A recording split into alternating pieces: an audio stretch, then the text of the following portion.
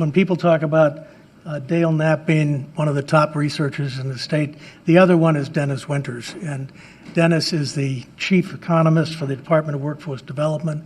He is the gold standard when you're looking for data about what's happening in this state.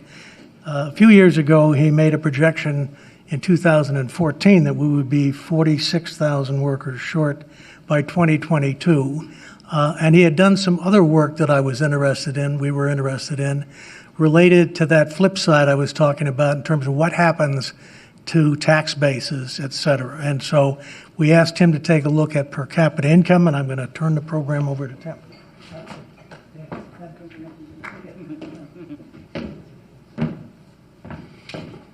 Okay, Jim, thank you. One thing I noticed, or you all noticed, that Jim did not call me a decent person, right? So, as he did Mike. So pay attention, because, yeah, I haven't got a lot of time to lay some of this out. A bit of it's repeat, but as we go forward, some of the things that we found that are pretty important, I think, generally important as we go forward. And if I can, yep. Got one more? Yep, I'm good. Actually, yeah, just this one or that one should work. Okay. So, yeah, some of you may have seen this graph. I've been using it for about almost 20 years. And essentially what it lays out is, you look at the blue line, we've just updated it out to 2040, is that the workforce is flat. May even go negative by 2035. And we knew about this. We knew when it was going to happen, how it was going to happen, why it was going to happen. I joked the only thing we knew with more certainty was Y2K, right? So as we go on for this and the ramifications that this has going forward, as far as the House goes, we should have been rewiring the thing about 40 years ago, right? We knew we had inklings of this, that this was all going to happen about 1996. So we're kind of in that state of affairs. We knew it was coming, but the ramifications of this are more than what you may see in this graph. And what we've tried to look at going forward is one of the things that I look at as the general economic health indicators, the dynamics of per capita income. And the methodology we use, we dug into a lot of data, population projections. We got trends across 7 age demarcations, about 15 5-year age cohorts, 6 educational levels, and 3 income streams.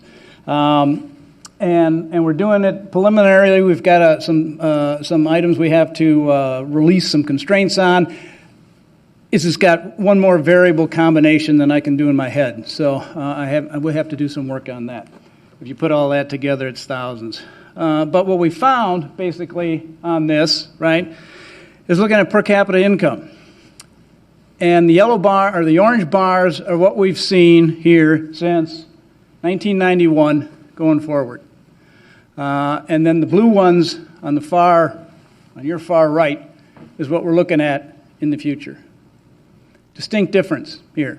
And you can see in a lot of these where the recessions were as we go through. But as you look at these, the per capita income based on what we're looking at, education attainment, workforce, age, income streams, et cetera, and all those combinations and labor force participation rates, the growth in per capita income goes almost to zero. We did this paper back in 2009, and it actually went negative in 2025. We're redoing it now 10 years later. And I say we've got a couple of constraints. This is a little that we have to release yet. This is a little preliminary.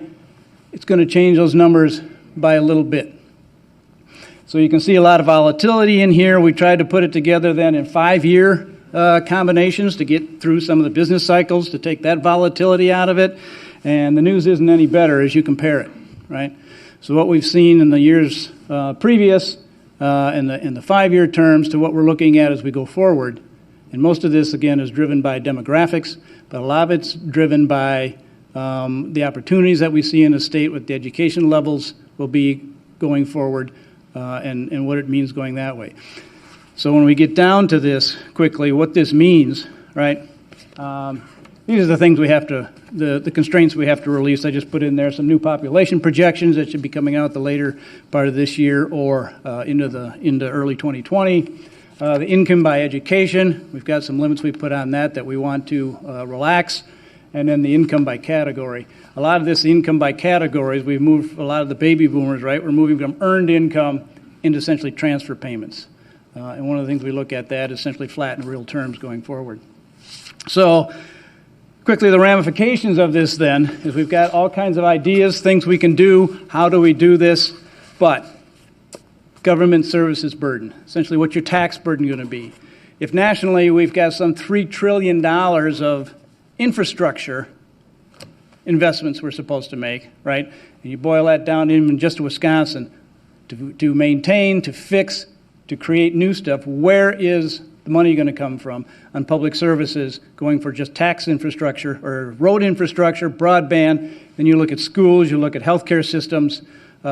Where's the money going to come from if your per capita income is slowly growing? The tax burden on those people making the earnings has to go somewhere to fix everything we want to fix.